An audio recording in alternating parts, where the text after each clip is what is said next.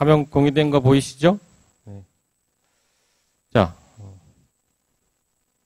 첫 번째 슬라이드는 뭐 여러분이 많이 교과서에서 봤을 그런 그림인데 강세황의 그림입니다. 영통동 구도라고 해서 송도 기행첩 안에 들어있는 그림인데 송도라고 하면 지금의 개성이겠죠.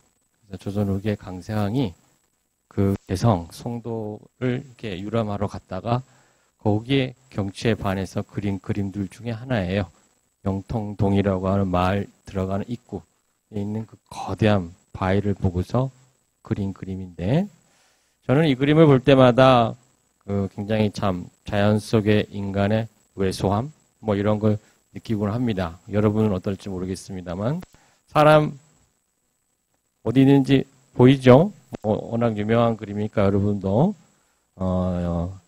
강세황 본인을 지금 그린 것이라고 생각되는데 이 거대한 바위 사이로 난 길을 따라서 지금 나귀를 타고 양반이 가고 있고 그 뒤에 또 시종이 따르고 있습니다. 그래서 양반은 좀 더 크게 그리고 시종은 좀 더 작게 그려서 또 신분 차이도 드러내지만 그런 신분 차이라고 하는 것이 참 이 큰 어마어마한 바위의 규모에 비하면 아주 참 보잘것없는 그런 차이죠. 그래서 인간이 얼마나 그 자연의 일부로서 참 어떻게 보면 참 우리가 볼 때는 개미와 같은 그런 작은 존재인가라는 것을 이제 보여주는 아주 그림이라고 저는 생각해서 여러분께 한번 보여드리고 이 강의 주제에 대해서 소개해 보고자 합니다. 이번 학기 강의 전체 주제는 인간과 환경의 공진화, 코에볼루션이라 해서 함께 진화한다. 코라고 하는 것은 서로 인터랙션, 상호작용을 통해서 진화가 이루어진다는 것이죠. 이게 우리가 진화론적 이해에 따르면 인간이 환경에 적응하고 선택받고 거기에 선택받지 못한 사람은 도태되고 이러면서 마치 인간의 일방적인 노력과 행위에 의해서 진화가 이루어지는 것처럼 생각되지만 그렇지가 않아요. 그런 자연과 인간의 상호작용에 의해서 인간이 자연에 영향을 주기도 하고 또 자연이 인간에게 영향을 주기도 하면서 이렇게 진화가 전개되게 되죠. 그게 바로 이제 코에볼루션이라고 하는 개념인데 다시 말해서 인간도 자연 환경의 일부다라고 하는 그런 관념에서 우리가 인문학을 공부하는 여러분들이 문학, 뭐 역사, 철학 이런 것도 결국 사람에 대한 학문인데 그런 사람도 자연의 일부이다라고 하는 그런 기본 개념이 없으면 인문학의 출발이라고 하는 것이 상당히 사상누각처럼 이렇게 좀 근거 없이 공중에 떠 있게 되는 것이죠. 인간이 자연에 속해 있듯이 인문학도 사실 넓게 보아서는 자연과학과 소통하면서 이 환경 속에서 인문학을 같이 고민해야 인문학이 정말 제대로 자기 위치를 찾을 수 있는 것이지 자연과 분리된 환경과 분리된 인문학이라고 하는 것은 어떻게 보면 정말 자기만의 어떻게 보면 접시 안의 파도처럼 전혀 영향력이 없는 그런 정말 상아탑 속의 학문에 불과한 것이죠. 연구실 강의실 안에서만 맨날 우리가 공부하고 연구해봐야 그것이 어떤 사회적으로 사람 간의 파급 효과가 없다면 그것은 어떻게 보면 죽은 학문이라 할 수 있을 텐데 그거가 다름없다는 얘기죠. 인문학이 자연과 분리돼서 역사하는 사람은 역사만, 철학하는 사람은 철학만 한다 그래서 그게 과연 인문학의 본질을 추구하는 것이냐. 결국 자연 속의 인간이라고 하는 기본 태제, 그 기본 태제를 우리가 이번 강의를 통해서 다시 한번 여러분이 환기했으면 좋겠다라는 취지에서 이 강의를 마련했습니다.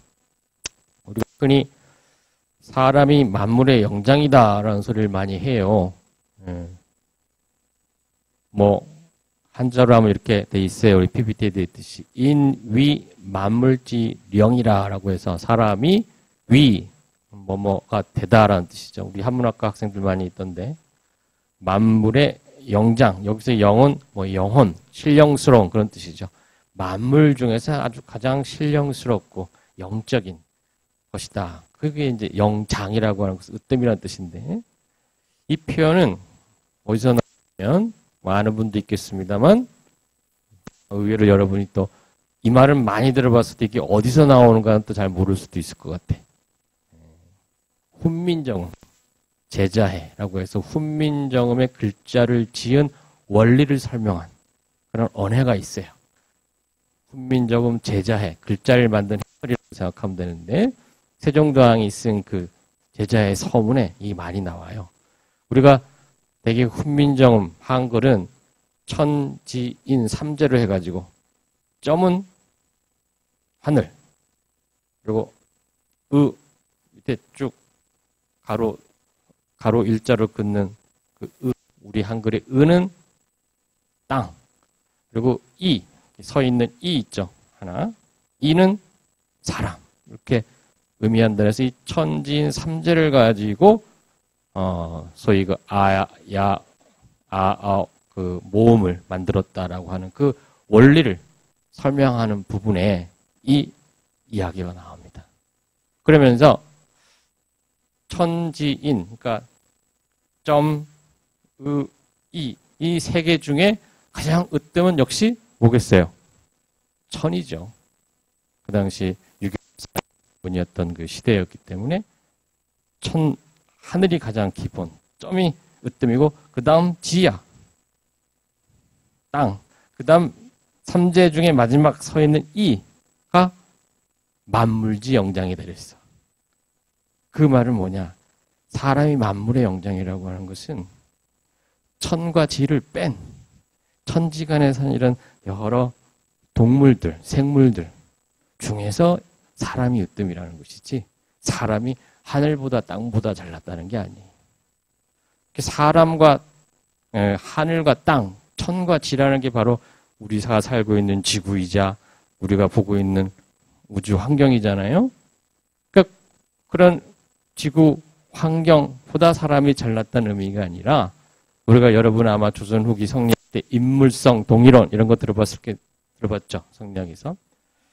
그런 인물성 동일론에서 나오는 것처럼 사람과 그다음 여러 만물의 그런 본성이 같냐 틀리냐 가지고 다투는 게 인물성 동일론이잖아요. 그런 것처럼 거기에 물은 사람 외에 다른 생물들, 특히 동물들을 가리키는 거예요.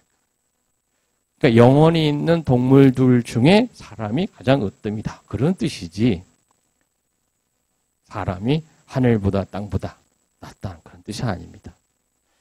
그렇기 때문에 사람이 만물의 영장이다라고 하는 인이 만물지령이라고 하는 이 표현 우리가 잘 이해해야 될 것 같아요. 이걸 잘못 이해해가지고 마치 사람이 뭐 하늘보다 땅보다 더 귀한 우주의 중심인 것처럼 그렇게 이해해서는 곤란하고 그런 의미에서 세종대왕이 그렇게 훈민정음 제자해에서 사람이 만물의 영장이다라고 하면서 이자를 써서 아를 만들고 뭐 야를 만들고 여러 가지 제자 글자를 만드는 원리를 설명하는 가운데 이 말이 나옵니다.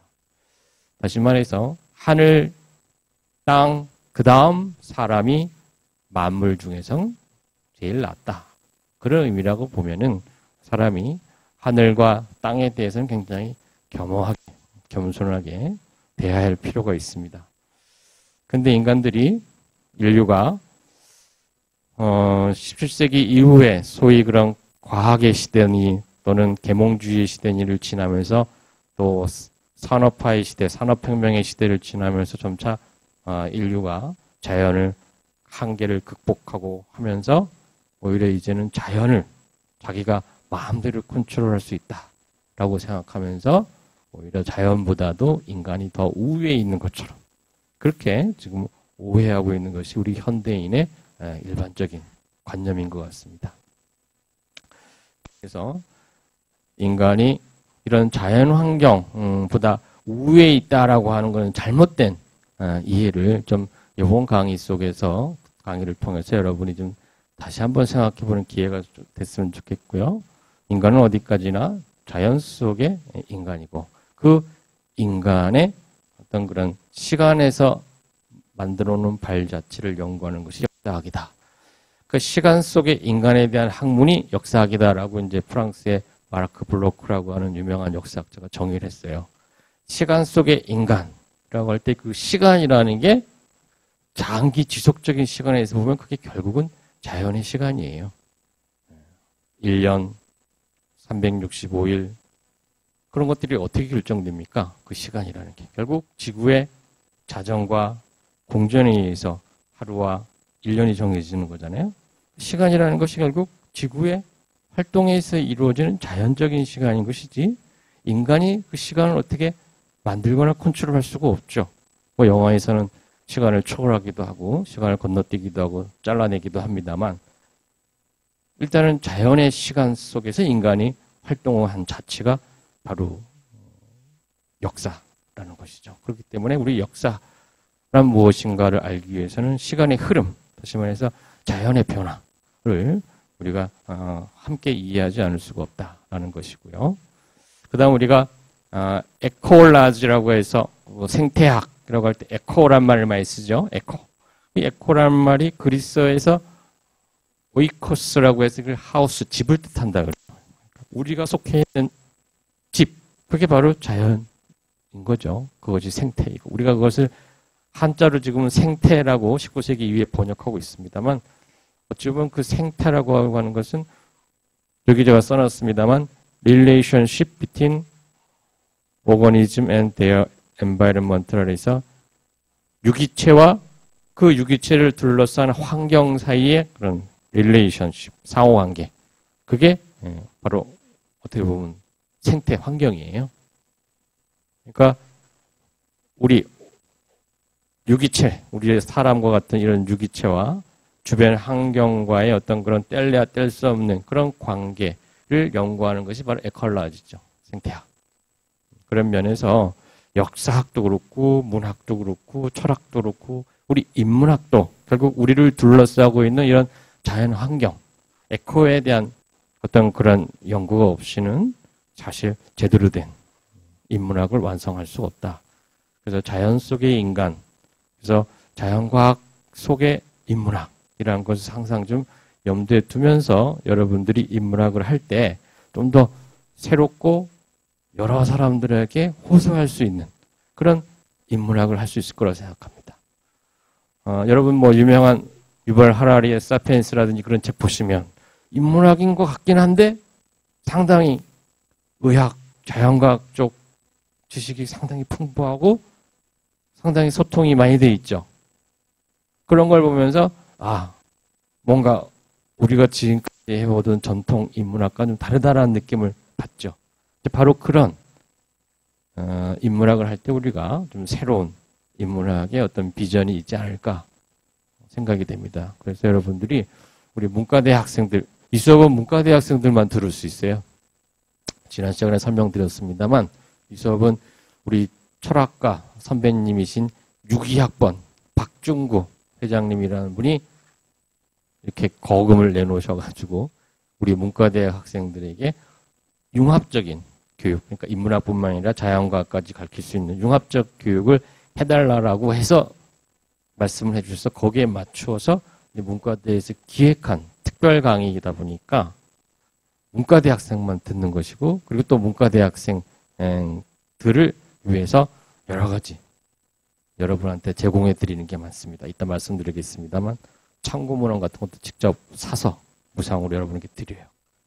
그러니까 이런 것은 어떻게 보면 우리 문과대학에서 문과대생들을 위해서 하는 어떤 하나의 서비스다 생각하시고서 좀 흥미롭게 좀 적극적으로 참여해 주시면 고맙겠습니다.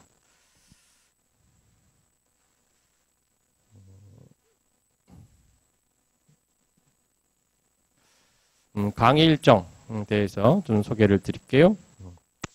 지난 시간에 첫 시간에 설명드렸던 분들은 대략 알겠습니다만 이렇게 총 15주차로 진행되고요. 중간에 한번 휴일이 있어서 아마 쉬게 될 것 같습니다. 추석 연휴 때인가 아마 그때 한번 쉬죠. 그래서 15주차가 되고요. 오늘은 이제 이 날씨가 역사를 만든다라고 한 두 번째 강의가 진행될 것이고 그 다음 7주차에 현장학습이 있습니다. 국립기상박물관에 현장학습을 우리 다 같이 가고 제가 인솔해서 갈 겁니다. 그 다음 중간고사, 여러분이 관심이 있을 만한 중간고사는 저번 시간에 설명드렸듯이 특별히 시험을 보지 않고 좀 이따 소개해드릴 참고문헌에 대한 독후감으로 대체하기로 했다. 그리고 10주차에 11월 초, 11월 10일에 현장학습을 또 한번 저쪽 우리 고려대 농장이 있습니다. 덕서, 남양주 덕서에 가면 학교 농장이 엄청 커요. 논도 있고 밭도 있고 저수지도 있고 엄청 커요. 비닐하우스도 많고.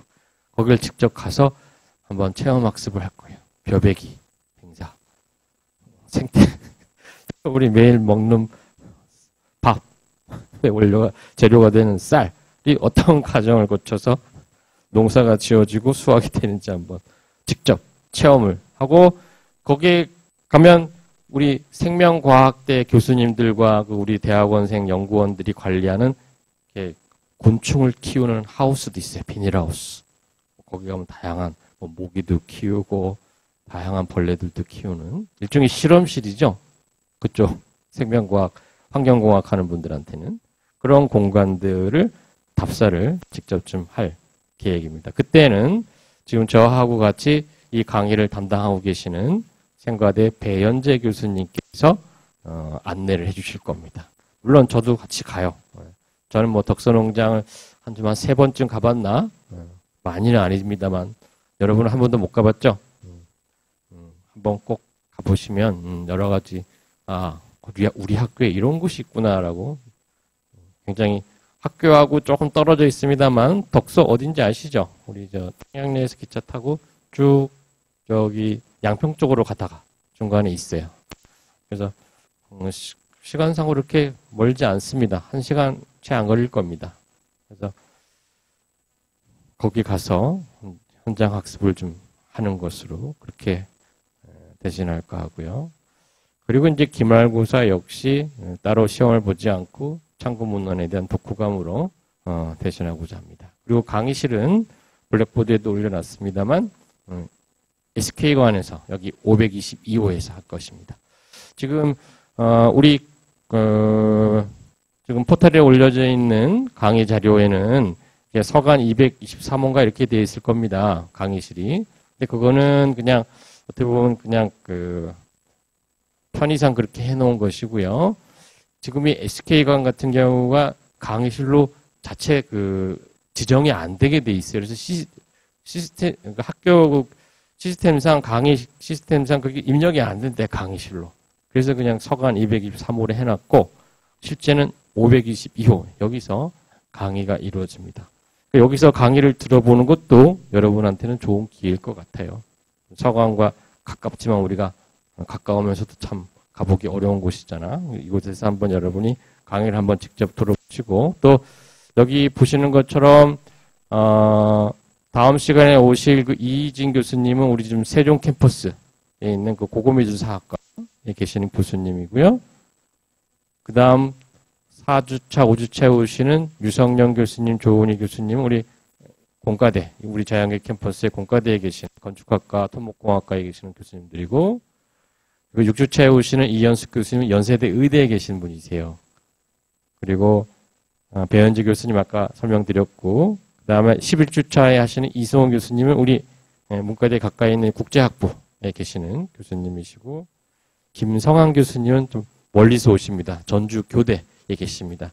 우리 고대 우리 고대 철학과를 졸업하시고서 이제 거기 박사학위 하시고 이제 지금 전주교대 교수님으로 계십니다. 그래서 생명윤리 쪽으로 강의를 해주실 거고요. 그 다음 공군사관학교에 계시는 임동환 교수님은 역시 우리 국어국문과에서 박사학위를 받고 졸업하시고 공군사관학교에서 교수하시는 선생님이십니다. 그리고 마지막 14주에 오시는 박재영 선생님은 서울시립과학관에서 지금 이 과학사 쪽에 강의를 하고 계시는 아주 뭐라고 해야 되나 여러분한테 알기 쉽게 말씀드리면 파워블로거세요. 파워블로거. 아주 여러 가지 그런 SNS 활동이라든지 이런 활동을 열심히 하시면서 대중매체를 통해서 어떤 그런 자연과 인간의 어떤 상호관계, 상호작용에 대해서 적극적으로 연구 교육하고 계시는 그런 파워블로거십니다. 그래서 이러한 분들이 강의를 해주시기 때문에 우리 고려대학교에서 제일 좋은 강의실을 좀 특별히 교수학습개발원에 부탁을 드려서 여기를 좀 배정을 받았어요. 그러니까 여러분들이 이 좋은 강의실을 잘 활용할 수 있도록 좀 강의실에 직접 참석을 해서 특별한 사유가 없는 한, 뭐 코로나 백신을 맞아서 몸 상태가 안 좋다거나 또는 뭐 확진자 접촉자가 돼가지고 자가격리를 해야 되는 그런 불가피한 사항이 아니라면 가급적 참석을 해 주시면 고맙겠습니다. 자, 날씨가 역사를 만든다라고 제가 강의 제목을 정해봤습니다만 무슨 말씀인지 뭐 금방 이해하실 거예요. 근데 날씨라고 하는 건 보통 우리가 그냥 하루하루의 그날그날의 날씨, 오늘의 날씨, 뭐 내일의 날씨 이렇게 얘기하듯이 어떤 단기간에 주로 뭐 짧은 시간 동안에 어떤 기상을 되게 우리가 날씨라고 그러죠. 비가 오는지 흐린지 뭐 이런. 그에 비해서 이제 기후라고 하는 것은 우리가 좀 더 장기적인, 보통 한 길게는 한 적어도 한 1년 단위 또는 10년 단위, 100년 단위에 특히 이 사계절이 있잖아요. 우리 지구에는 봄, 여름, 가을, 겨울 사계절이 한번 순환해서 그것이 반복되는 좀 장기적인 기상을 우리가 기후라고 해서 좀 날씨와 기후를 좀 구분하고 있습니다. 그래서 엄격히 얘기하면 오늘 강의에서 말씀드릴 것은 날씨라기보다 어떻게 보면 좀 기후라고 해야 좀 어떻게 보면 장기적인 어떤 그런 자연현상, 기상의 변화가 역사에 어떠한 영향을 미치고 그에 따라 역사가 어떻게 바뀌었는지를 살펴보는 거기 때문에 기후라고 하면 좀 더 정확하겠습니다만 제가 굳이 이제 날씨를 한 것은 그런 하루하루의 날씨가 모여서 기후가 되는 것이고 우리 일상에서 우리가 접하는 것은 사실 날씨거든. 요즘 기후가 어때? 이런 말은 잘 안 쓰잖아.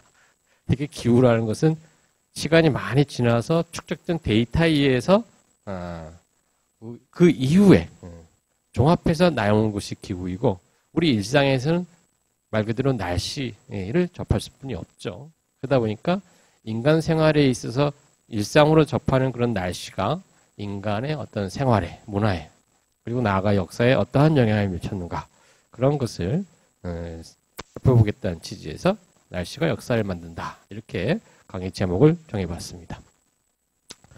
먼저 신석기 혁명, 현생 인류, 호모 사피엔스 사피엔스의 시작이라고도 할 수 있는 호모 사피엔스 사피엔스가 등장한 것은 되게 구석기 후기입니다. 한 35,000년, 5만 년 전이라고 합니다만 이 호모 사피엔스 사피엔스가 다시 말해서 우리 현생 인류, 호모석 중에서 사피엔스, 우리 현생 인류가 오늘처럼 생활을 영위하기 시작한 것은 되게 신석기 시대부터다 라고 이해하고 그걸 되게 신석기 혁명이다 라고 이야기하고 있습니다. 여기 사학과 학생들도 많고 해서 아마 여러분이 또 중고등학교 때 교과서에서 한 번씩은 들어봤을 거예요. 신석기 혁명, 영국의 고고학자인 고든 차일드라고 하는 학자가 얘기했던 신석기 혁명이 무엇인지는 대략 알고 있을 겁니다. 그래서 제가 여기서 그걸 자세히 설명해 드리지는 않겠고요. 역사 수업은 아니니까. 그것이 어떤 환경 변화와 어떤 관계가 있는지만 좀 짚어보고 넘어가도록 할게요.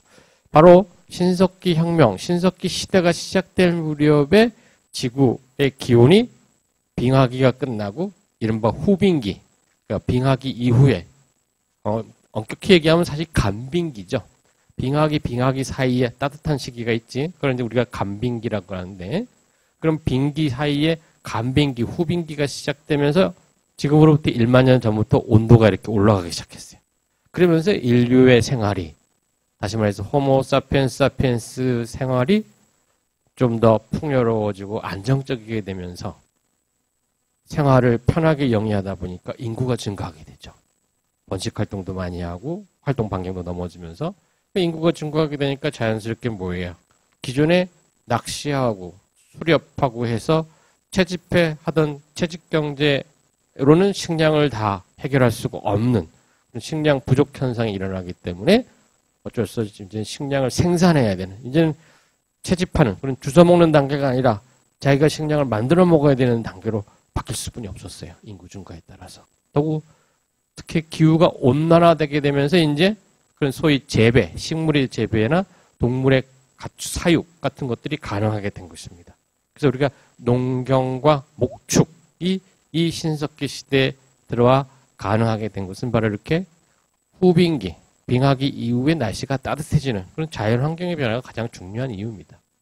뭐 이 당시 이렇게 인류가 크게 과학이라든지 인지가 발달되어 있는 상황이 아니었기 때문에 자연을 극복할 수 없는 그런 조건 속에서 자연의 변화가 결국 인간의 첫 번째 혁명인 신석기 혁명의 가장 중요한 조건이었다. 그래서 이렇게 농경과 목축, 농경은 주로 우리는 식물성 식량을 생산하는 거죠. 목축은 동물성 식량을 생산하는 방식이야. 그죠? 그림에서 보시면 이렇게 소들이 이렇게 풀을 뜯고 있고 또 옆에 개도 있습니다만 처음에 이것들이 다 가축이 아니었죠.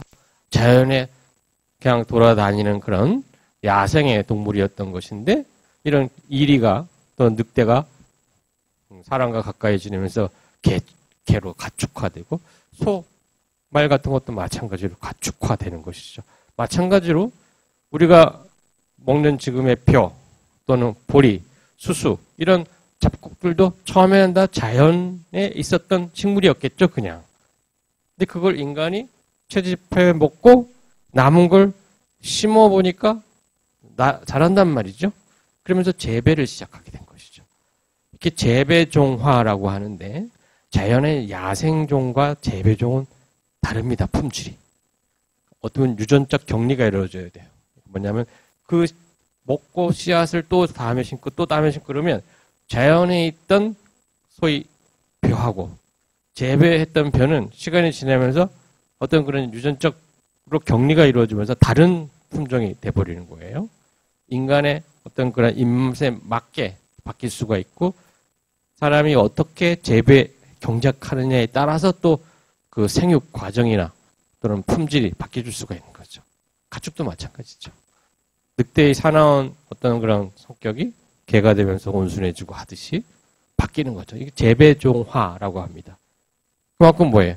인간의 어떤 그런 생산 활동에 의해서 이런 자연에 있던 그런 동물들과 식물들이 진화가 다른 방향으로 이루어지는 것이죠. 이런 게 상호작용이 있죠. 그리고 사람이 구석기 시대 때 식량을 채집해 먹던 과일 먹고 야채 먹고 그냥 그런 먹던 단계하고 그다음 식량을 생산해서 먹는 단계에서 어떤 그런 식생활 습관이 바뀌면서 인간 역시 다르게 진화하게 되는 것이죠. 일단 신석기 시대가 되면 어떻게 돼요? 토기를 만들어서 거기다 요리를 해 먹어요. 그렇죠? 불의 사용이 구석기 후기부터 좀 자유롭게 되면서 불을 사용해서 요리를 해. 끓여 먹고 구워 먹고 그렇게 되면 어떻게 돼? 인간의 어떤 그런 소화기 쪽에 변화가 생기겠죠. 날 음식을 먹던 것과 익은 음식을 먹을 때 인간의 여러 가지 위생이라든지 건강 상태뿐만 아니라 이런 장기 구조에 있어서도 변화가 일어납니다. 그런 면에 있어서 역시 인간도 이런 식량을 생산하고 그것을 익혀먹는 그런 문화가 생기게 되면서 인간의 어떤 체질에도 변화, 진화가 이루어지게 되는 것이죠. 이렇게 인간과 어떤 환경 사이에서 이렇게 상호작용에 의해서 신석기 혁명은 되게 우리가 사회적으로 큰 변화가 일어난 것이라고 보지만 왜냐하면 사람들이 정착생활을 하고 움집을 짓고 이러면서 사람의 여러 가지 생활 패턴이나 문화에서 큰 변화가 있는 것 같습니다만 사람 자체의 변화도 일어나게 됐다. 그런 면에서 이제 신석기 혁명이라고 하는 것은 어떻게 보면 사회문화적 변화뿐만 아니라 인간 본인에 있어서 진화에 있어서도 하나의 큰 혁명이다라는 거 하고 그렇게 할 수 있습니다. 그러니까 호모사피엔스라고 하는 종의 어떤 큰 하나의 획기적인 변화가 이루어지게 되는 옷을 입게 되면서 이제 피부가 보호되고 그동안은 피부가 굉장히 두꺼웠다면 이제 피부가 얇아지면서 그죠? 옷을 입고 보호하니까 그런 여러 가지 생활 문화에 또 집을 짓고 살게 되면서 그만큼 사람들이 어떤 그런 가족 생활 같이 모여서 살게 되고 그러다 보니까 이제는 혼인 관계 같은 것도 어때요? 기존의 어떤 그런 나눔 관계처럼 이루어졌다고 한다면 이제는 점차 안정적인 어떤 그런 대우원 관계와 같이 이렇게 서로 짝을 지어서 생활하게 되는 그런 관계가 이루어지고 하면서 유전적으로도 변화가 일어나게 됩니다. 그러니까 호모 사피엔스 안에서의 어떤 유전 형질의 어떤 보존이 이루어지게 되면서 그 종 안에서의 진화가 전개될 수 있는 중요한 계기가 바로 그 신석기 혁명 단계에서 정착 생활 그리고 마을이 발생하면서 같이 모여 사는 공동체의 발생이라는 것이 단순히 사회적 변화뿐만 아니라 인간의 어떤 그런 유전자적 어떤 유전 정보의 어떤 계승에서도 큰 변화를 가져오게 되는 계기가 된다.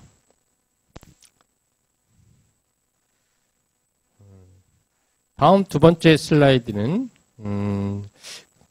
어떻게 보면 그 두 번째 혁명이라 할 수 있겠어요. 신석기 혁명을 되게 우리가 인류 문화에 있어 첫 번째 혁명이라고 한다면 두 번째 혁명을 우리가 되게 도시혁명이라 합니다. 국가의 발생이에요. 이제 인류가 정착 생활을 통해 가지고 어떻게 보면 이제 신석기 혁명 마을을 이루기 시작했다면 이때 두 번째 혁명 단계에서는 그 마을이 이제 더 커져가지고 도시가 되고 그것이 곧 국가가 발생하게 되는 단계를 우리가 두 번째 혁명이라고 하는데 이거 역시 날씨, 기후에 의해서 큰 영향을 받습니다. 슬라이드 보시면 설명이 있습니다만 기원전 5,000년에서 3,000년 사이에는 가장 따뜻하고 비가 많이 오는 굉장히 풍요로운 시기였다 그래요. 살기 좋은. 그러니까 뭐 여기저기 농사도 짓기가 쉽고 사람들이 참 번식력이 굉장히 좋아질 수 있었던 아주 그런 좋은 시대였고 비도 많이 오던 그런 시대였다 그러고요. 그래서 소위 우리 대홍수의 시대라고도 부르기도 하는 그 노아의 방주라든가 길가메시에 나오는 그런 홍수와 관계된 여러 중국 신화에도 있고 그렇잖아요. 그런 신화들이 주로 요 시기에 형성되었을 거 이 시기부터 전승되어 내려왔던 구비전승된 일종의 하나의 작품일 것으로 보고 있어요. 기원전 5,000년, 3,000년 사이. 그런데 기원전 3,000년부터 기후가 악화됐다 그래요. 기후 악화는 거죠. 한랭 건조해지는 건데 기온이 일단 내려가면 건조해져요. 우리도 겨울에 건조해지잖아.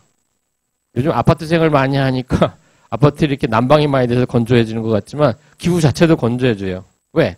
일단 비가 많이 안 오잖아. 비는 주로 여름에 오죠. 겨울에 눈이 오지만 1년 중에 강우량 대부분은 여름에 내려오는 거예요.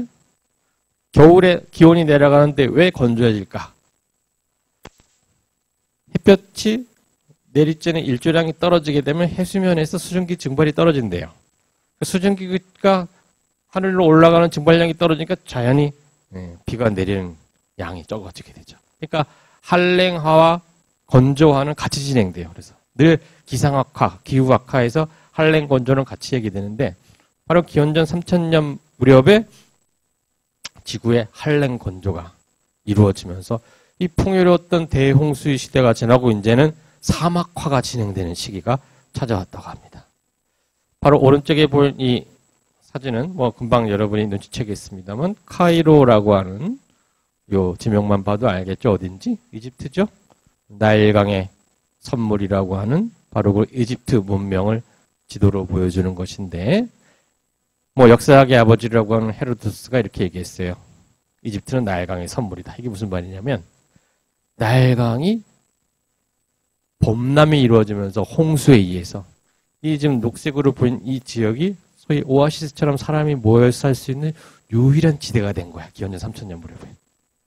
그 전까지는 다른 주변 지역까지도 다 풍요롭게 비가 많이 와서 사막화가 되지 않았는데 기원전 3,000년 무렵에 갑자기 한랭 건조되면서 다른 지역에선 사막화가 돼서 사람이 살기 힘들고 나일강 주변만 그나마 범람에 의해서 범람원이 만들어지고 삼각주가 만들어져가지고 그나마 거기에서 물을 구할 수 있는 곳이 되다 보니까 사람들이 일로 다 모이는 거예요.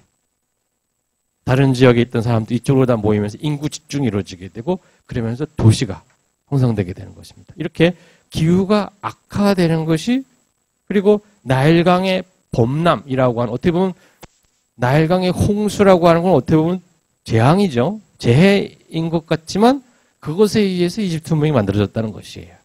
그게 헤로도토스가 얘기하는 이집트는 나일강의 선물이라는 뜻입니다. 그리고 뭐 우리가 뭐 의학의 아버지라고 하는가요? 히포크라테스? 그 히포크라테스가 한 말 중에도 이런 말이 있어요. 풍요로운 토양이 약한 인간을 만들고 나쁜 척박한 토양이 환경이 영웅을 만든다라는 말을 했습니다. 다시 말해서 풍요로웠던 대홍수의 시대 때에는 이런 인류 문명의 발생이 아직 이르지 않고 신석기문화 단계에 있었는데 기원전 3000년경 갑자기 기후가 척박해지고 사막화가 진정되니까 인류들이 소위 세계 4대 문명의 그 큰 강류역으로 모이면서 인구가 집중되고 도시가 발생하면서 소위 영웅들의 시대가 영웅들이 등장하게 됐다 이런 말이죠. 세계 4대 문명 지역이라는 것은 뭐 메소포타미아도 그렇고 인더스도 그렇고 황하도 그렇고 주로 한랭 건조가 이루어지면서 다른 지역은 사막화가 이루어졌는데 그중엔 큰 강을 끼고 있으면서 사막화가 더디게 진행되거나 또는 홍수에 의해 가지고 범람원이 만들어지면서 오아시스 같은 공간을 했던 그 공간에서 문명이 등장했다는 겁니다. 이에 대해서 바로 그 아놀드 토인비라고 하는 유명한 역사학자가 인류 문명의 어떤 그런 역사를 도전과 응전의 역사다 이렇게 얘기한 바가 있었죠. 그만큼 뭐예요?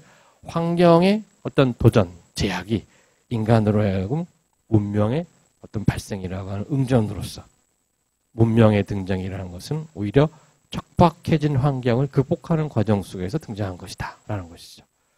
자, 우리가 그래서 기후와 역사를 얘기할 때 꼭 풍요로운 기후, 정말 신석기 시대 때 막 정말 비도 많이 와서 아무데나 농사지도 그냥 요즘도 그런 곳이 있죠. 아프리카 이런 데 보면 뭐 옥수수알 뿌려 넣으면 뭐 2, 3일 있으면 쑥 올라와가지고 며칠 있으면 수확해 먹고 그러더라고요.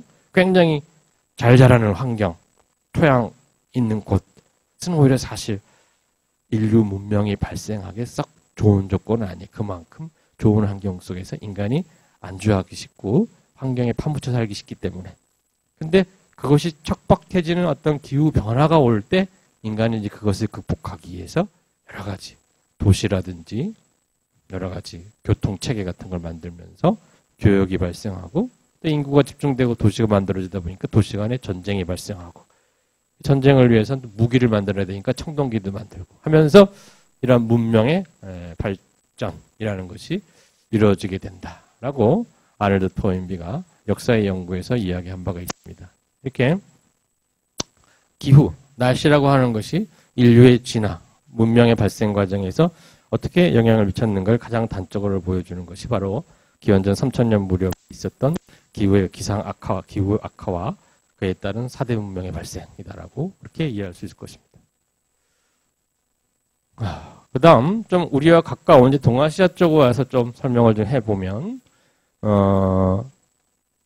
동아시아 문명에 있어서 또 중요한 기후 변화라고 꼽으면 기원전 1000년 무렵 중국사로 치면은 중국의 서주 주나라가 끝나고 중전국 시대로 넘어가는 그 10세기, 9세기, 8세기 그 무렵에 이 동아시아 지역의 기후가 여기 나와 있습니다만 여기 보시면 오른쪽 아래 표에 보면 이렇게 갑자기 따뜻한 기후가 기원전 1000년 무렵에 뚝 떨어지죠. 첫 번째 한랭기라고 그래요. 이 동아시아 지역에서. 이 기원전 1000년 무렵부터 한랭기가 갑자기 뚝 떨어져가지고 요 무렵에 기후의 한랭 건조화가 진행되었다고 합니다.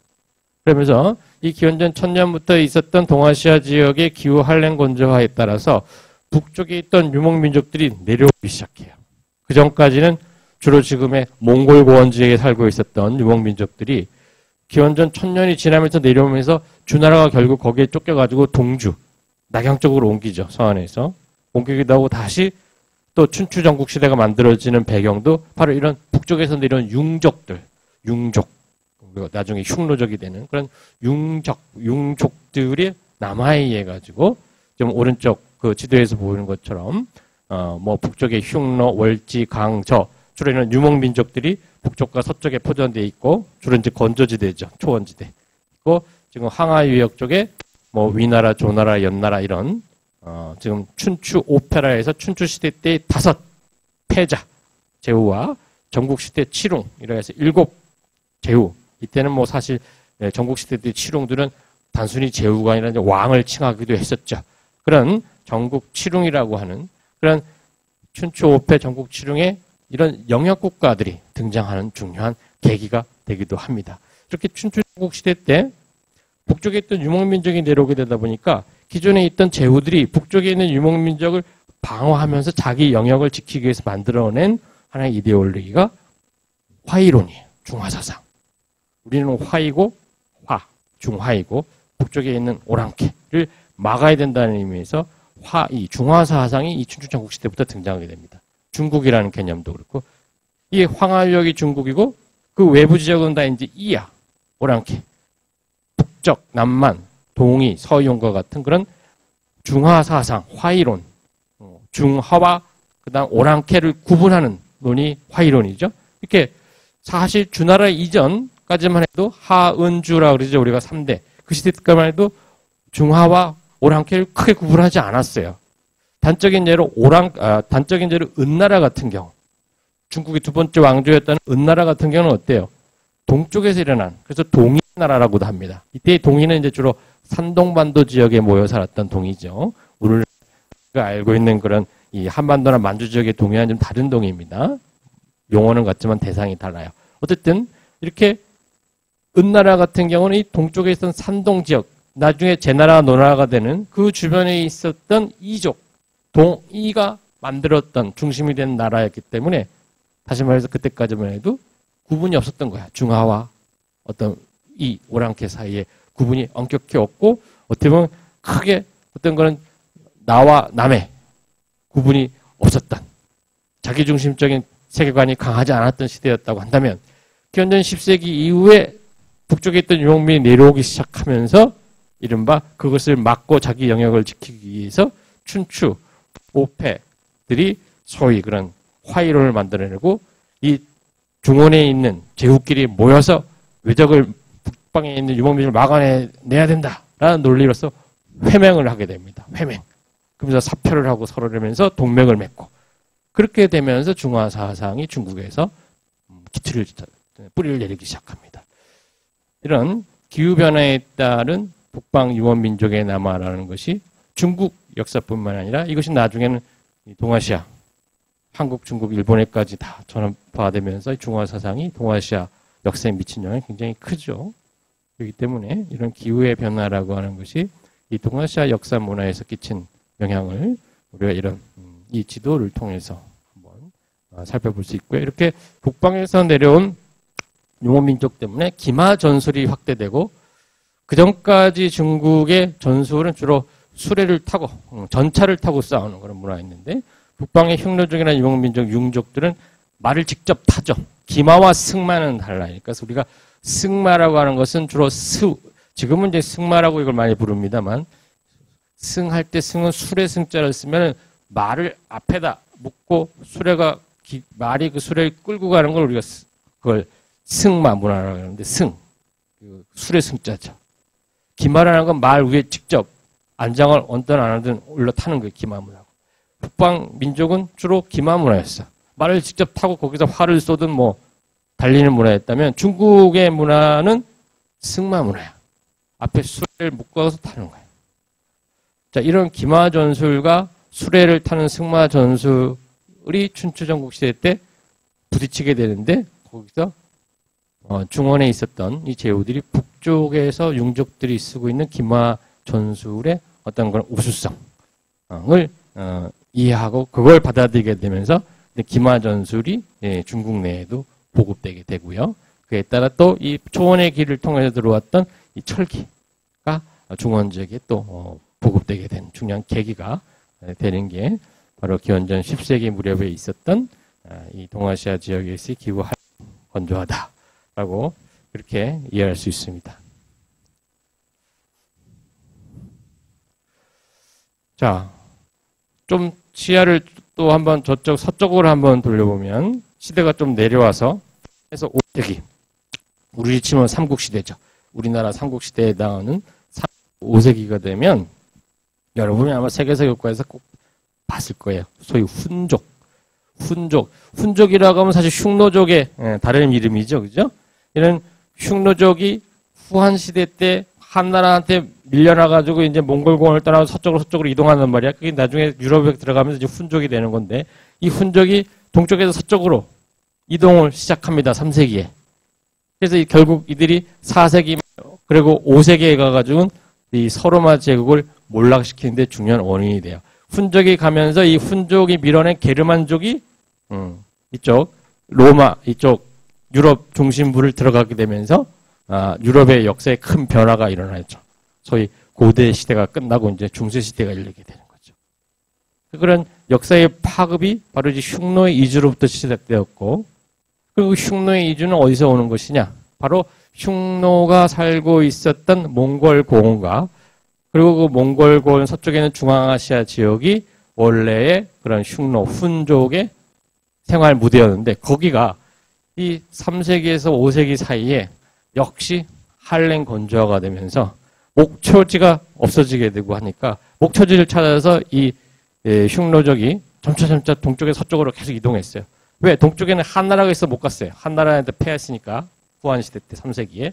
그래서 서쪽으로 계속 이동해 가다가 결국 이들이 유럽 지역까지 들어가게 됐고 이들의 파급에 밀려가지고 결국 게르만족이 이 프랑스라든지 이태리 쪽을 들어가게 되면서 결국 유럽의 고대 로마 시대가 끝나고 이제 중세 시대가 열리게 되는 그런 중요한 계기가 되었다는 것이죠. 그래서 여기 보면 이제 훈족의 이주에 따라서 이제 게르만족들이 이렇게 이동하는 과정들이 지도에 도시되어 있습니다. 여러분이 아마 세계에서 교과서에서 많이 봤던 그런 그림일 거예요. 그러니까 이런 것도 역시 중앙아시아와 몽골 고원의 기후 변화에 의한 것이고, 그리고 제목에 기후의 비대칭이라고 해놨는데, 자, 기후의 비대칭이라는 말이 뭡니까? 지구는 아무리 지구촌이라고 하지만 지구가 한꺼번에 다 뜨거워지고 다 추워지는 게 아니죠. 고기압, 저기압이 있듯이 따뜻해지는 곳이 있으면 추워지는 곳이 있고 그래요. 그런 원인이 어디 있을까요? 왜 기후의 비대칭이 발생할까? 지구가 자전하는 축이 기울어져 있죠. 몇 도 기울어 있어? 23.5도. 23.5도 기울어 있으면서 사계절이 생기죠. 이게 만약에 지구의 자전축이 기울어지지 않았으면 기후 변화가 그렇게 심하지 않았을 거예요. 기울어 있다 보니까 태양을 많이 받는 쪽, 위에 북반구는 여름이면 남반부는 겨울이고, 그리고 또 지구가 이렇게 태양 주위를 공전하면서 반대쪽에 가면 반대로 북반구가 겨울이고 남쪽은 남반구 이렇게 되고, 남쪽, 북쪽에 기온차가 있으면서 뭐가 생겨요, 그러면? 기온차에 의해서 기압차가 생기고, 그러면 어떻게? 대기의 순환이 생기죠. 소위 기류가 생긴단 말이야. 적도 부근에서 뜨거워진 공기가 하늘에 올라가서 북쪽 쪽으로 올라가고, 이렇게.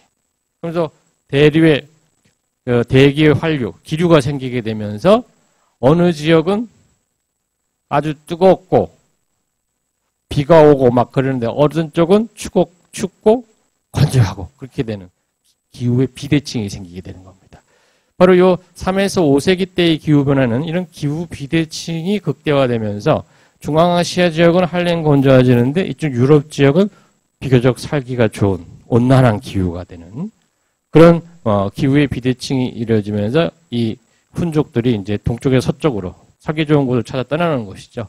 이게 만약에 전부 다 어디를 가도 다 기후가 한랭 건조하고 악화되어 있으면 이런 이주가 필요 없지. 그러나 저쪽 서쪽에 가면 좋은 땅이 있대더라. 그런 이야기를 따라서 이렇게 이주가 이루어지게 되는 것이고요. 반면에 동아시아 지역에서는 그 당시 북쪽에서 남쪽으로 이주가 이루어지게 됩니다. 뭐냐면 바로 3세기, 5세기부터 두드러지는 현상이 바로 뭐예요? 북쪽에서는 5호, 16호 할 때 5호 여기 나옵니다만 선비족, 흉노족, 갈, 강, 저족 이 유목민족이 주로 지금 몽골 고원 쪽에 있었던 유목민족들이 남하하게 돼요. 그 초원지대가 한랭 건조해서 목초지가 없어지게 되니까 황하유역으로 남하하는 거야. 중국에 먹을 것을 찾아서 내려오게 되는 것이죠. 그러니까 이 중국은 아직 살기 좋았다는 얘기죠. 위에는 기후가 악화됐지만 중국 지역은 괜찮으니까 내려오는 거죠. 만약 중국도 기후가 악화됐으면 굳이 올 필요가 없겠지. 바로 이런 기후 비대칭에 의해서 3에서 5세기 때는 이렇게 유목민족이 내려오게 됐고, 거기에 따라 여러분이 알다시피 진나라, 그 산마씨가 세운 그 진나라 서진이 결국 몰락하고 강남으로 내려가면서 동진이라고 부르는 강남 정권이 만들어지게 되죠. 그리고 북쪽에는 오호가 세운 16국이 열리게 되고, 그래서 그게 이른바 5, 16국이 되고, 그게 좀 더 장기화되면서 소위 남북조 시대가 중국에서 전개되게 됩니다. 이런 5, 16국과 남북조 시대의 전개라는 것도 결국은 기후 비대칭에 의해서 중앙아시아 몽골지대의 어떤 한랭 건조화에 따른 결과다라고 그렇게 이해할 수 있는 것입니다. 이게 꼭 기후 때문에 이 시대가 열리고 기후 때문에 서로마 제국이 멸망한 것은 아니지만 그것이 중요한 하나의 뭐라죠? 중요한 촉발 계기가 되었다는 얘기죠. 거기로부터 시작돼서 훈족이 이동하게 됐고, 이 기후로부터 오호가 남하하기 시작했고, 이것이 역사의 중요한 어떤 건 변인이 되어서 큰 시대의 어떤 구분, 소위 로마 시대가 끝나고 중세 시대가 열리듯이, 그리고 한 왕조 한 시대가 끝나고 그다음 삼국 시대가 끝나고 남북조 시대가 열리듯이 이렇게 큰 시대적 변화를 촉발하는 중요한 계기가 되기도 했다라는 것입니다.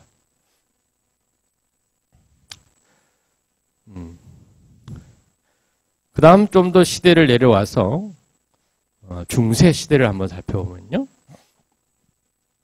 이 기온 그래프를 좀 보면 여러분이 화면에서 보실 수 있습니다만, 자, 아래에 있는 것이 연도입니다.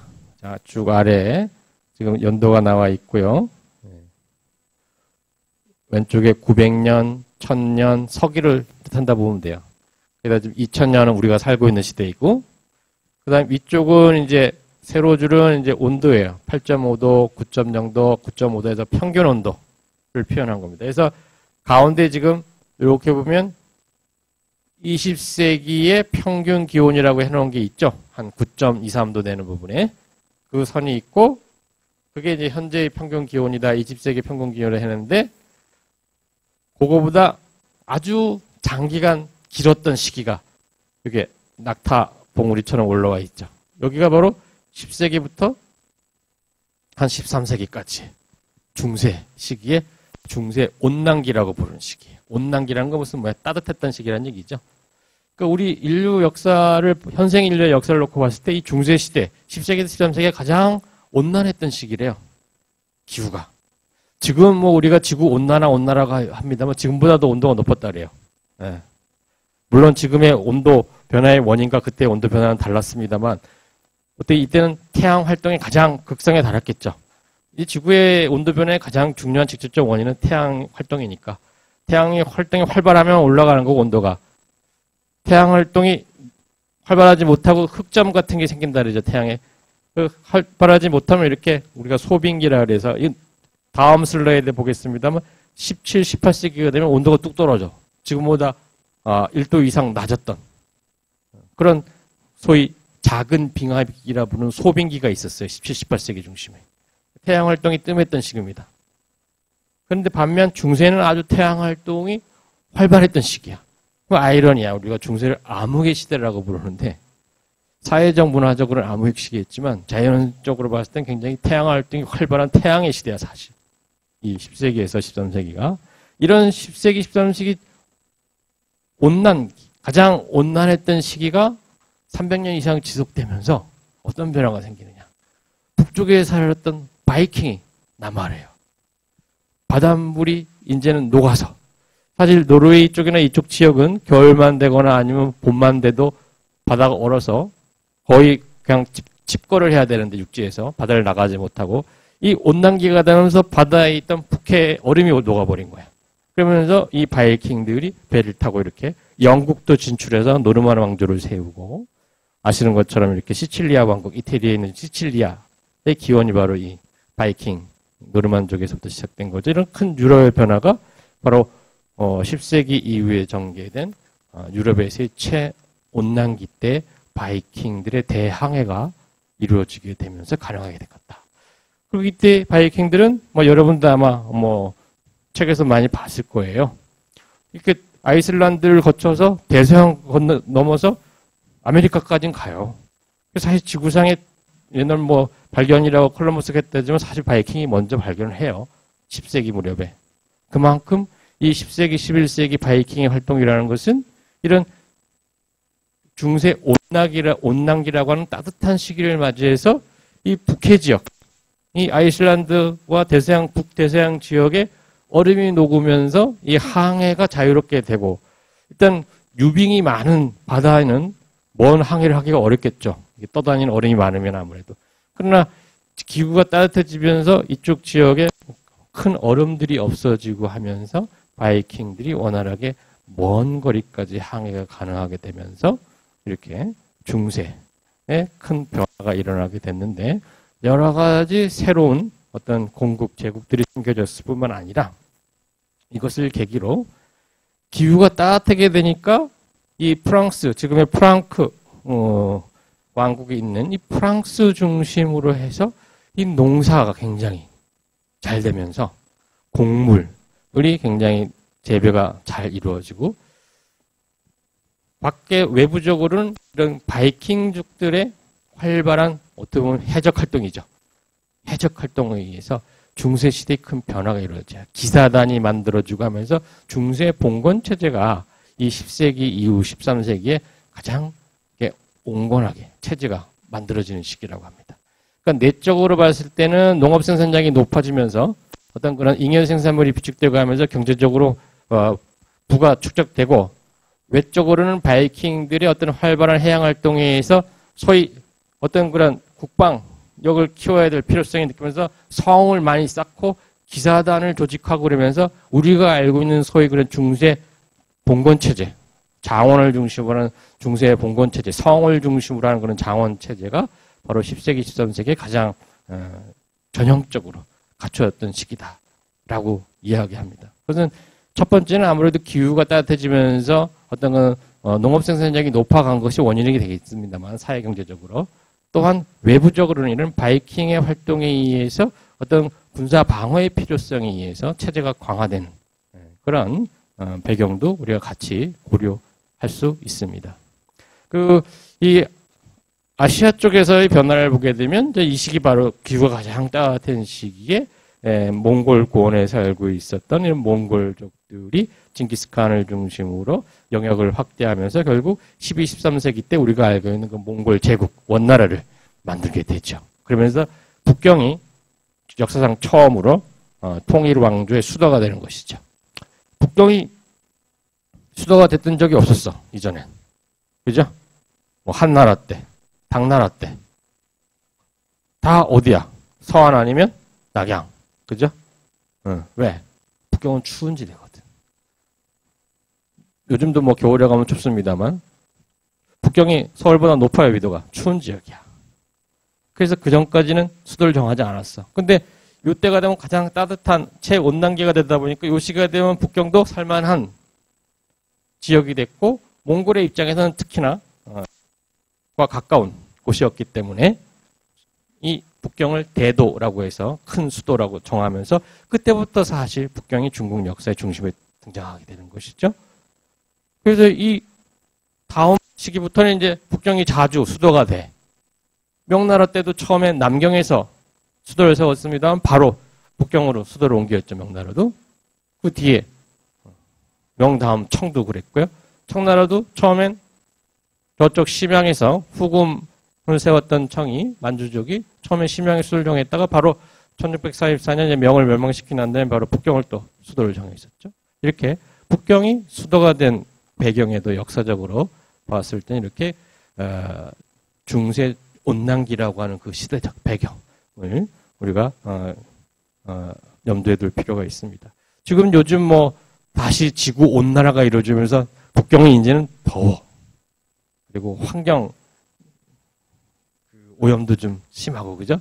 그러니까 중국에서 수도를 옮기자 이런 얘기가 다시 나옵니다. 서안으로 갈 것이냐 뭐 이런 얘기가 중국에서 있다래요. 그만큼 기후 변화에 따라서 어떤 수도를 정하는 게 중요하게 정책 결정이 되는 것인데, 이제 북경이 이제는 어떻게 보면 기후온난화에 의해서 다시 수도로서 적합하지 않다는 얘기가 나오는 것이야. 1년 중에 뜨거운 날씨가 너무 많다 보니까 환경이 수도로서 좀 적합하지 않다. 이런 얘기가 다시 나오는 것도 어떤 그런 환경의 변화와 기후의 변화와 관계가 있다라고 할 수 있겠습니다. 자, 이런 중세 온난기 때의 어떤 북방민족, 노르만족, 바이킹족이나 몽골족이 이렇게 세계사적으로 확산되어지는 배경에는 이렇게 기후 온난화라는 것이 있었다라는 것을 우리가 좀 그 배경 지식으로서 알고 둘 필요가 있습니다. 그리고 이 그래프 아까 설명드렸습니다만 항상 그래 언제든지 따뜻하면 차지고 이렇게 가득 차면 비었다가 이렇게 항상 반복이 되죠. 사이클로. 자연의 원리라는 것이 달도 차면 기울고 이렇게 달이 항상 동그랗지 않듯이 자연의 원리라고 하는 것은 이게 항상 가득한 것과 비어있는 것이 반복을 하거든요. 이렇게 해서 따뜻했던 중세가 지나고 그 다음 소위 소빙기라고 하는 추운 시기가 옵니다. 16세기 시작해가지고 17, 18세기에 아주 절정을 이루는 소빙기가 온대요. 근데 이런 온도 변화를 어떻게 하느냐? 온도계가 언제 발명되었을까? 지금이야 뭐 온도 핸드폰만 보면 다 나오는데 예전에 수온으로 만든 온도계 있었잖아요. 그런 온도계 언제 만들었을까? 누가 처음? 16세기 때 갈릴레오 갈릴레이가 만들었어요. 17세기부터 온도를 잴 수가 있었어. 그 이전까지는 어떻게 온도를 알 수 있을까? 사실 이 앞에 중세시대 이전의 온도라는 것은 어떻게 보면 약간 추정치죠. 그래서 절대치가 아니지. 온도계가 없었던 시대니까. 뭐 10월에 얼음이 얼었다. 문헌 기록에 보면 말이야. 뭐 4월인데도 뭐 얼음이 얼었다. 그런 기록들이 많이 있잖아요. 뭐 한 달 동안 비가 안 왔다. 5월 달에. 뭐 비가 한참 많이 와야 될 7월에 비가 안 왔다. 그런 기록들을 종합해서 이제 학자들이 정리해 놓은 것이고 실제로 온도를 측정할 수 있었던 것은 17세기부터입니다.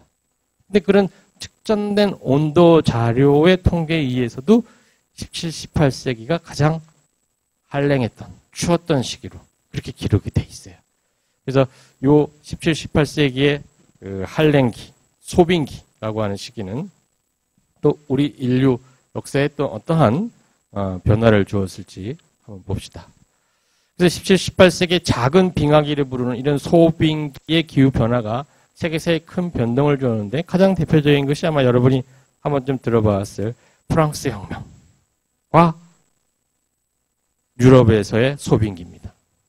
소빙기라고 하는 것은 말 그대로 작은 빙기이기 때문에 추워지고 그에 따라 건조해지는 그런 한랭 건조가 진행되는 것인데 17세기 이후 18세기 계속해서 기온이 점점 내려가 건조해졌는데 거기에 아주 불에 기름을 부은 것이 불에 기름을 부은 것이지? 아이슬란드의 화산 폭발이 1783년에서 4년까지 8개월 동안 있었어요. 얼마 전에도 한 10년쯤인가 2010년인가 아이슬란드 한번 화산이 폭발해가지고 뭐 대한항공 못 가 그래가지고 난리가 난 적이 있었어요. 유럽에. 그래서 막 유럽에 막 수출하는 여러 가지 가전제품이라든지 핸드폰 이런 것들 다 못 가가지고 막 뉴스에 한동안 뭐 한 달 넘게 막 나온 적이 있었어요. 아이슬란드 화산이 터지면서 유럽 전역에 영국, 프랑스 이쪽이 전부 그 화산재 때문에 덮여가지고 비행기가 못 지나가는 거야.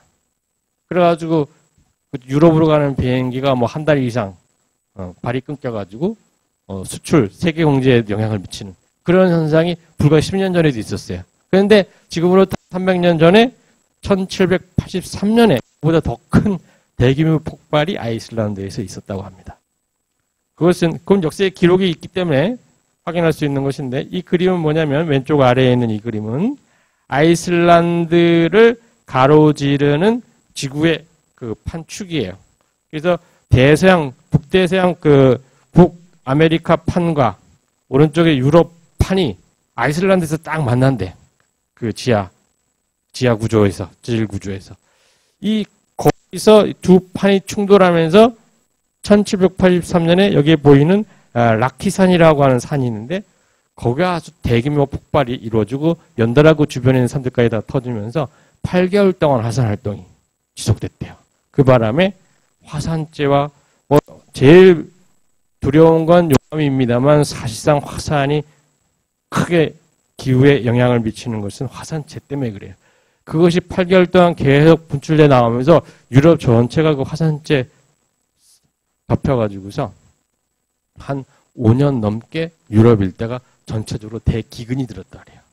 화산재에 일단 태양빛이 차단이 되고 그것이 농지에 내려지면서 농업을 방해해가지고 이 1783년 이후 4년, 5년, 6년, 7년, 8년, 9년, 10년까지 한 6년 가까이 유럽, 프랑스, 영국 등지가 대기근이 들어서 농사가 안 된 거예요. 식량난에 허덕이게 된 거죠. 바로 그런 식량난의 대기근에 의한 식량난 속에서 프랑스 혁명이 촉발되었다라고 보고 있습니다. 그 프랑스 혁명의 1차적인 원인은 아니겠죠. 그것이 여러 가지 계급 갈등이라든지 어떤 그 루이 14세의 폭정이라든지 뭔가 여러 가지 역사적 요인이 있었겠습니다만 그 근본적인 장기 지속적 배경에 바로 이 18세기의 소빙기가 있고 그 소빙기 위에 이 아이슬란드의 화산 폭발에 의한 기후변화, 화산재가 덮이면서 대기근이 이루어지면서 식량 부족이 전체적으로 진행되면서 우리가 알고 있는 장발장 이야기도 바로 그 시기 때입니다. 이 프랑스 혁명 바로 직전에. 이때 프랑스의 그런 식량난이 아주 극에 달하면서 우리가 알고 있듯이 뭐 정부에서 그 문제를 해결하려고 뭐 여러 가지 있죠. 뭐 삼부회를 하고 뭐 국민회의를 했다가 뭐 시민들을 했다가 뭐 해산시키고 하면서 거기서 충돌이 일어나고 하는 것이죠. 이런 17, 18세기 소빙기가 거듭된 대기근이 결국 프랑스 혁명의 어떤 하나의 도화선이 됐다는 점. 그게 아마 요 시기에 유럽 역사에서 가장 좀 확인할 수 있는 중요한 사건일 것 같고, 한편 동시아 지역에서는 어떤 사건이 있었느냐? 우리가 명나라를 멸망시킨 것은 누구라고 알고 있습니까? 대개 명은 청나라가 멸망시킨 것으로 알고 있는 학생들도 많겠습니다만 사실 명은 청나라가 아니라 이자성의 난에 의해서 멸망됩니다. 이자성은 여러분이 뭐 교과에서 많이 봤겠습니다만 명나라 말기에 원래 저쪽 섬서성 지역 서안 주변에 있던 농민 출신인데 농민군을 조직해가지고 이자성을 중심으로 하는 이런 많은 농민군들이 1636년부터 명이 망하는 1644년까지 결국 이자성이 이끄는 군대가 북경에 들어가서 마지막 그 명나라 황제 숭정제를 자결케 하는, 그래서 명이 망해요. 이자성의 반란에 의해서. 근데 이자성의 반란이 일어난 큰 원인이 바로 이 17세기에 전개되었던 대기근이야. 너무나 농사가 안 되고 기후가 악화되면서 한랭 건조화되면서 계속 대기근이 들면서 농민 반란이 이 시기에 아주 크게 달했다 그래요. 농사가 안 되는데 자꾸 정부에서는 세금을 거두니까. 그래서 이런 소빙기의 어떤 대기근에 의해서 농민 반란이 촉발되고 그 농민 반란의 결과 결국 명나라가 멸망하게 됩니다. 이 당시 명나라가 멸망한 데에는 이렇게 내후 외환이 있었죠. 안에서는 이자성 대기근 때문에 일어난 농민 반란군이 있었고 이자성으로 대표되는 외환은 뭘까요? 바로 만주 지역에 일어나는 후금, 청나라가 있었었죠. 그래서 청나라부터 막을 것이냐 아니면 안에 있으리란 농민 반란군부터 막을 것이냐 논의가 많았는데 결국 청나라부터 맞자 해가지고 주요 군대를 이쪽 산해관 쪽으로 뺐어. 청을 막는 게 급하다고 생각해가지고. 그 사이에 농민 반란군이 북경에 들어가가지고 명나라 마지막 황제를 자결케 한 거예요. 그러면서 명나라가 1644년에 멸망을 합니다. 그러나 이 산해관에 가 있던 청나라를 막으러 갔던 명의 장수가 아직 남아 있었기 때문에 이 북경으로 들어갔던 이자성은 북경을 접수하긴 했지만 아직 완전히 명을 꺾은 건 아니었어. 그래서 그 산해관에 있던 명나라 군대, 오삼개의 군대와 마지막 일전을 벌였어야 되는데 결국 오삼개가 청나라로 투항하면서 청나라 군을 끌고 들어와가지고 북경을 빼앗아 버려요. 그러니까 이자성은 북경을 빼앗은 지 1년도 안 돼서 북경에서 철수를 하고 다시 서쪽으로 고향인 서한 쪽으로 도망가면서 결국은 명나라는 청나라에게 넘어가게 되는 것이죠. 그러니까 이 과정에서 농민 반란군이 일어나는 중요한 계기, 그것은 바로 이런 소비인기의 대기근에 의한 것이었다라는 거. 그리고 바로 청나라, 만주 지역에서 일어난 후금, 만주족이 청나라를 세우고 심양을 거쳐 북정에 들어오고 한 것도 바로 이런 중원 대륙에 있어서 소비인기의 대기근이라고 혼란을 이용해서 결국 청나라가 북경을 차지할 수 있었던 것이다 라고 생각해 보면 이 시기 이런 기후변화가 꼭 유럽뿐만 아니라 이 동아시아 지역에서도 아주 극렬하게 전개됐다는 걸 알 수 있는데, 우리 가까운 일본과 같은 경우도 이게 텐메이 대기근이라는데 일본사에서는 아주 유명한 기근입니다. 이 17, 18세기면 일본의 에도 시대인데, 우리가 에도 시대라면 일본의 굉장히 풍요로운 태평상대라고 알고 있습니다만, 이 17, 18세기에 일본에서 3대 기근이라고 부른 기근이 다 17, 18세기 일어났어. 워낙 기후가 악화되다 보니까 농사가 안 돼서. 그 중에 제일 가장 기근이 많이 들어 피해가 많았던 것이 바로 텐메이 기근이라고 해서 1783년에서 84년에 있었던 요 기근입니다. 천명 기근이라고 하는 것이. 요때 여기 보면 우찌꼬아시라고 해서 일본어로 써 있습니다만, 일본 자료로 해서 우찌꼬아시라고 하는 것은 이제 폭동이에요. 폭동이 극에 달했던 시기야.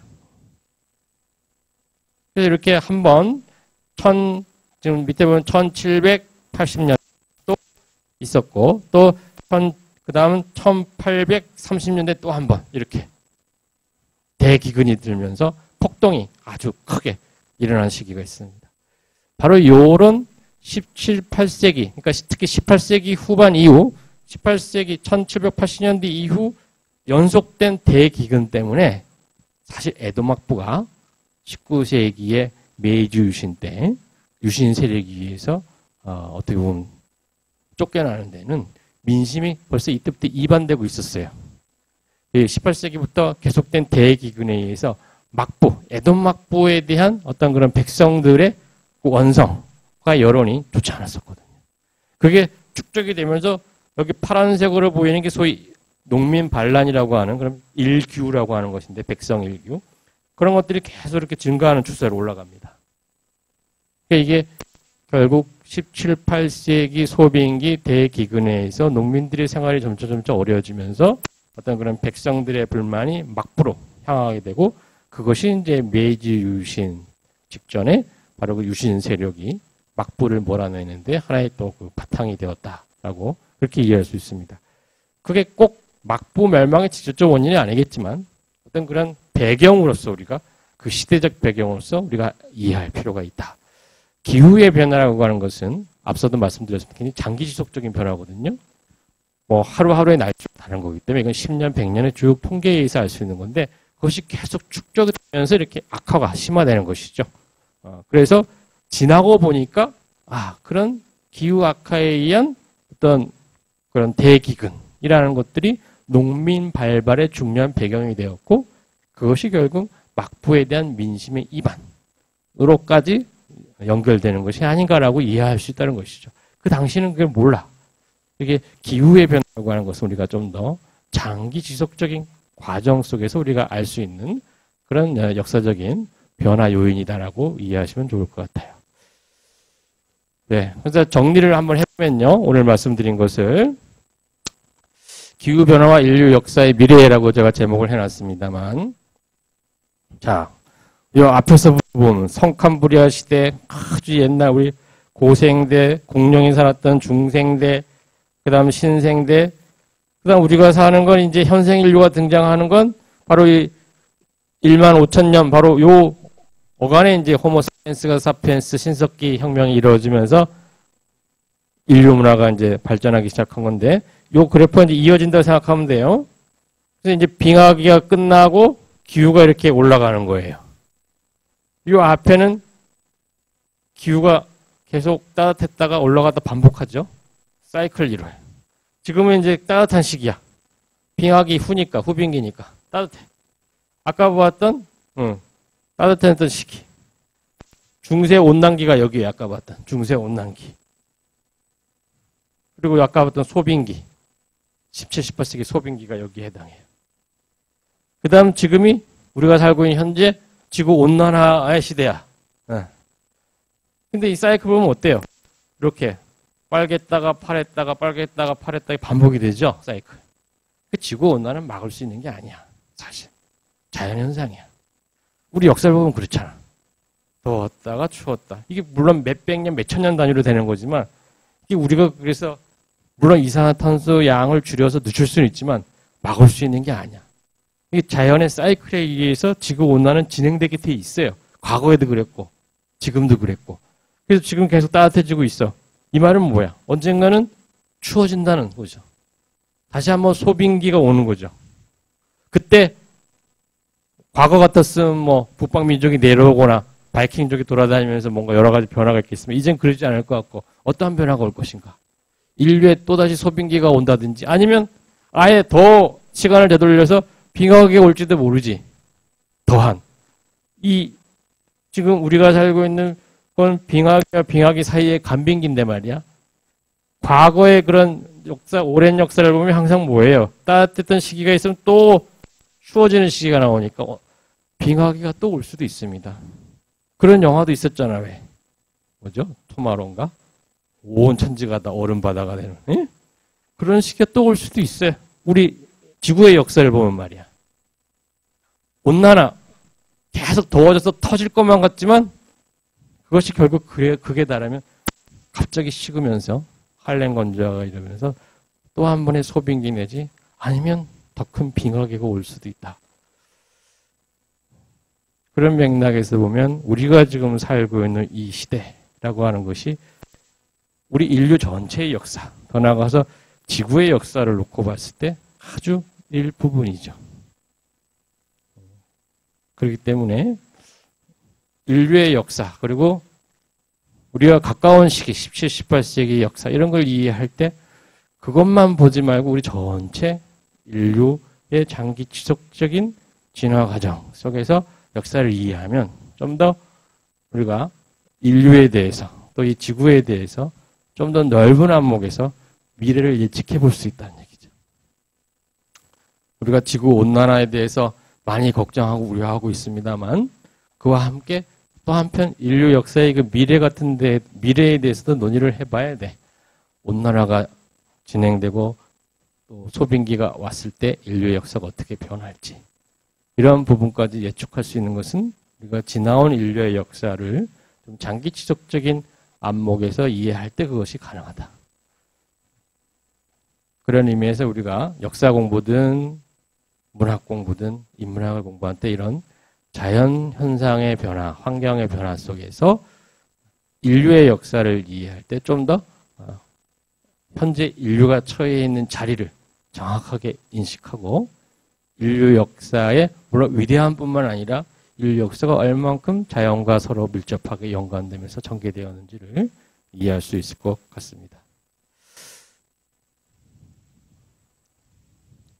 자, 다음 마지막 슬라이드 참고문헌 소개하고 마치도록 하겠습니다. 오늘 주 강의 내용과 관련해서는 여기 참고문헌 제가 적어놨습니다만 우리 도서관에 있어요. 이 책 기후와 변화라는 책은 도서관에 아직 없어요. 최근에 나와서. 그래서 이 책은 제가 아까 소개해드렸듯이 여러분께 사서 드릴 겁니다. 그래서 이 책을 한번 여러분이 보시면서 오늘 제가 강의했던 내용들을 좀 다시 한번 확인해 보시고 좀 더 깊은 지식이나 정보를 얻고 싶으면 저 기후와 역사라고 하는 최근에 나온 그 책을 살펴보시면 좋을 것 같습니다.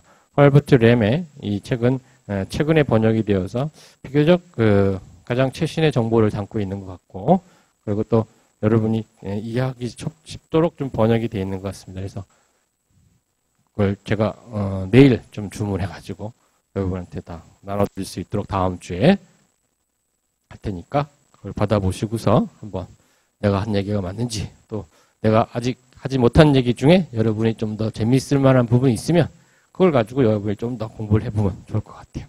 강의 시간에 제가 모든 걸 다 전달할 수는 없고 다른 주제도 마찬가지예요. 전염병의 역사를 하루에 한 2시간 반 강의하셔가지고 다 전달할 수가 없어. 그럼 거기 말고 그 관련된 참고문헌을 보면서 여러분이 좀 더 깊은 지식을 넓히면 좋을 것 같고, 그 관련해서 또 분명히 그 교수님이 소개해 주실 거야, 또, 그죠? 관련된 참고문헌. 예를 들어, 총균세와 같은 소개책에서 나오는 어떤 전염병이 인류 문명 역사에 미쳤던 영향, 이런 것도 말씀하실 거란 말이야. 그 관련돼서 한번 또 그 책도 한번 여러분이 도서관에 있으니까 찾아서 읽어보고, 이러면서 지식을 좀 넓혀갈 필요가 있습니다. 인문학을 하신다 그래가지고 너무 전공 공부만 하지 마시고, 좀 소양과 교양을 넓히는 차원에서 자연과학이나 의학이나 생태학이나 여러 다방면에 좀 관심을 갖고 한 학기 동안 여러 선생님들의 강의를 좀 빠지지 말고 들으셨으면 좋겠어요. 이 강의가 전부 특강이라 딱 한 번뿐이 없습니다. 선생님이 한 분이 와가지고 한 번 하고 그냥 가버려. 그때 잘 들어주지 않으면 좀 나중에 다시 듣기 어려운 그런 강의니까 꼭 강의 시간에 참석하셔서 좀 서로 선생님하고 질문도 하고 그런 좋은 시간을 가졌으면 좋겠습니다. 네, 오늘 수고 많으셨고, 다음 주엔 또 다른 교수님이 오는데 그 시작 전에 제가 와가지고 인사는 같이 할 수 있도록 하겠습니다. 예, 감사합니다.